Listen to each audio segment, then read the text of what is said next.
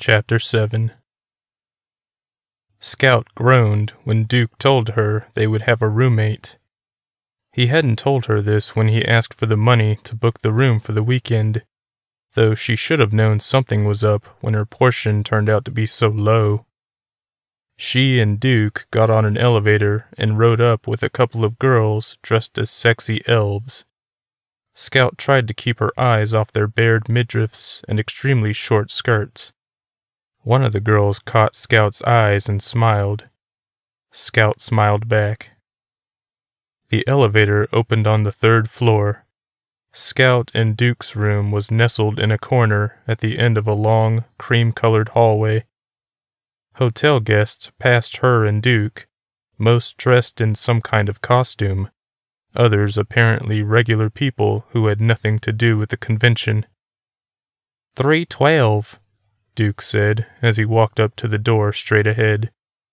He slid the key card into the slot and pushed the door open with his foot. Scout was a little disappointed when she saw the room.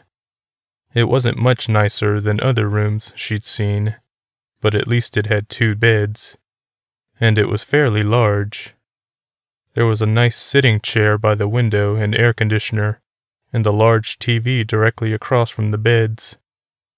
There was an open suitcase on the closest bed. "Hello?"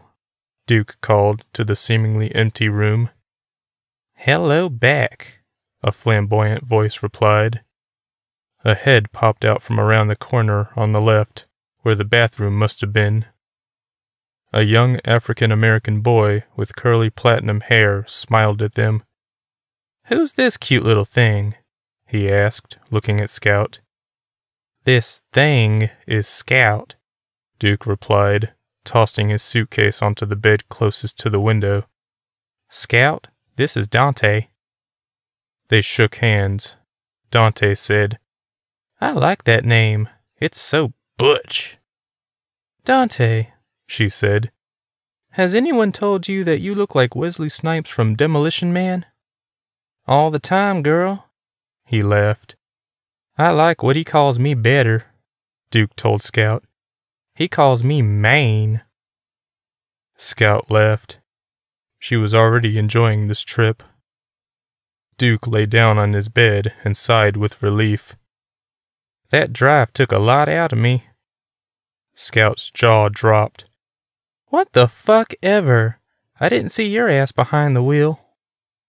"I'm almost too tired to go down to the main floor," he said, his eyes closed.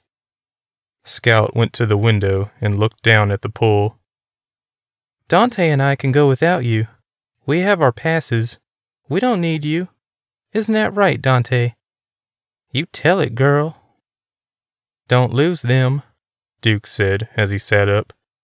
"They will kick you out faster than Dante at a Klan meeting. Isn't that right, Dante?" "Man, you better hush."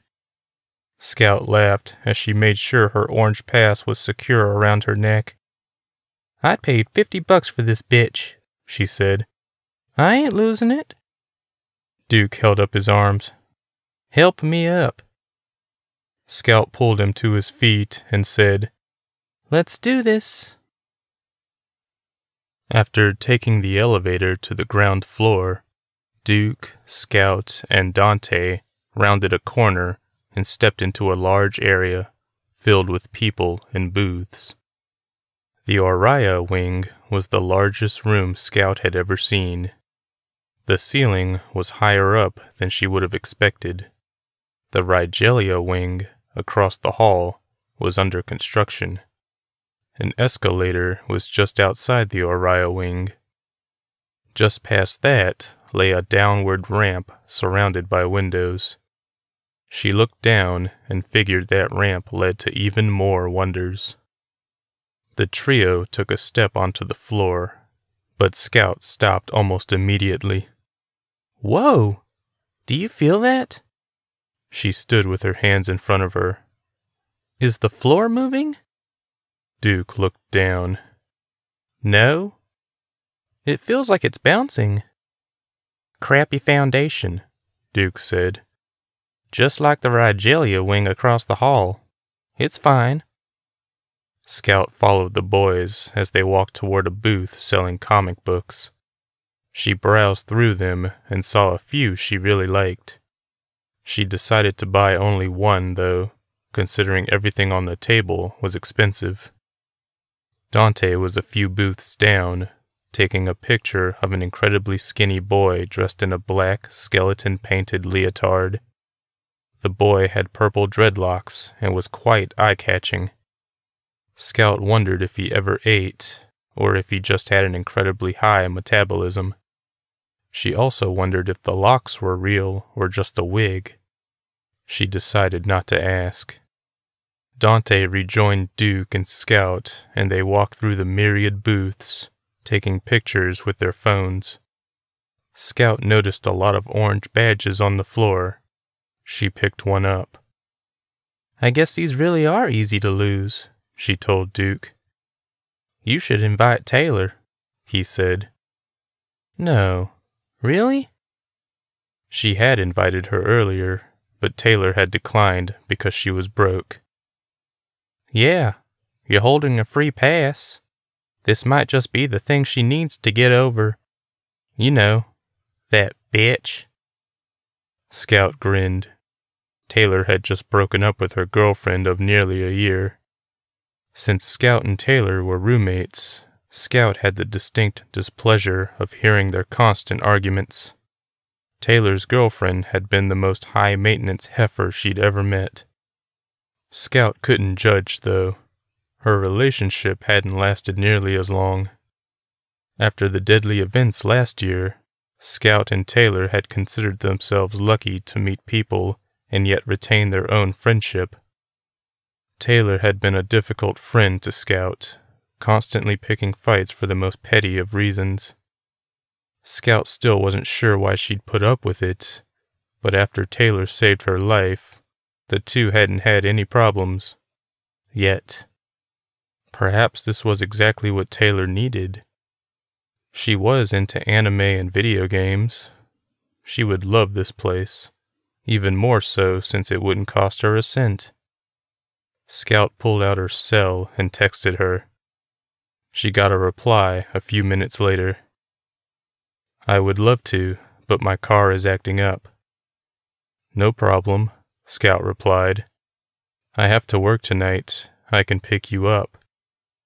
"That sucks." "Just tonight. I'm off for the rest of the weekend. But yeah, I can drive you here." "Awesome. I'm so excited." Scout smiled at the typo as she put the phone back in her pocket. She was about to tell Duke the good news when large yellow arms wrapped around her and lifted her from the floor. Way up off the floor. Then the arms spun her around quickly, making her dizzy. Her back was pressed against something very hard. She felt like she was being crushed. Whoever was spinning her was laughing. "What are you doing here?" he asked as he lowered her to the floor. Scout jumped away and spun around to face her attacker. Standing in front of her was a tall and possibly muscular young man in a superhero costume. "Who are you?" she asked. The man looked at her, his eyes narrowed. He tilted his head to the side. "What are you talking about?" He stopped himself. "Oh, sorry. I thought you were someone else." Remembering a line from one of her favorite movies, she said, "It's okay. I am." The giant laughed. He wore a yellow spandex suit that showed off his impressive physique.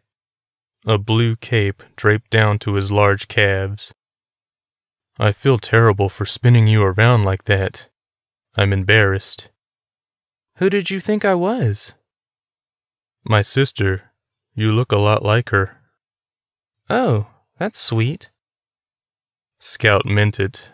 She was worried he'd say she reminded him of his girlfriend or something like that. Instead, he seemed disinterested in flirting. "I'm Scout." She offered her hand. "Panzer." He gripped her tiny hand in his large one. He was surprisingly gentle. In his other hand was a large gray hammer painted to look like steel. "Is Panzer your superhero name?" Scout asked. "No, it's my real one, believe it or not." "I believe it," Dante said, walking up to them. He eyed the giant and seemed to like what he saw. "My name's Dante." He offered his hand as well. Panzer smiled and shook it. "Nice to meet you, Dante." "Duke here," Duke said, popping up from nowhere. Scout suppressed a laugh when she noticed he too was eyeing Panzer appreciatively. She knew her friend was hetero, but there were just some men who appealed to everyone. Panzer was clearly one of them. "Nice to meet you, Duke." Panzer shook his hand. A shorter boy with shoulder-length blonde hair walked up to Panzer and whispered something. Then he looked at the others warily. "Don't be rude," Panzer reprimanded. "Stop whispering in front of our new friends." "Hello," the blonde boy said. "Hi," Scout replied as she introduced herself. "Garth," he said.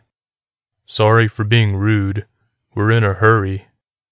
"It can wait," Panzer said. "Are you guys doing an act or something?" Duke asked, staring at Panzer's legs. Scout nudged her friend's arm to alert him to the fact he was being obvious. "No," Panzer said. "We're presenting a comic book to some publishers." Garth suddenly looked at him. "Cool. An original character?" Duke's eyes lit up. "What's his name?" "Or hers," Scout added. "His," Garth said with a little heat in his voice. "It's Madman." "Awesome," Duke said. "He's sexually open-minded," Panzer added, smiling at Dante. "I'm intrigued." Dante looked away and nervously scratched behind his left ear. Scout wondered if Panzer was flirting. If so, then she figured Dante would have a more interesting weekend than he'd planned. Panzer switched the hammer to his other shoulder quickly, causing Garth to hiss. "Be careful with that." Panzer stared at the little superhero, causing him to back away a step. Garth wore yellow spandex with red Speedos, gloves, and cape. He reminded Scout of fire, whereas Panzer made her think of ice. "Well," Panzer said to the trio, "we do need to be going. It was great meeting you." His eyes lingered on Dante a second longer than the others, and then he and Garth walked away, disappearing into the crowd. "Damn," Dante said. "That boy was fine." "You're almost the same height," Scout noted. "I'm 6'5". He has to be around 6'7". I love me some tall boys." "I'll bet," Duke said, coughing nervously. Scout thought about making fun of the way he'd acted around Panzer, but she decided not to. He just had a little man crush. "I need to get ready to do security," Duke said. "I can't believe I volunteered for this, but at least I get paid to be here." "I can't believe I have to drive back to Fort Worth," Scout groaned. "And then I get to drive back. Hooray for me. I'm bringing Taylor with me tonight, though." "Oh, cool. Bring back some beer." Scout rolled her eyes and walked toward the escalator. She wanted to see what was upstairs before she left.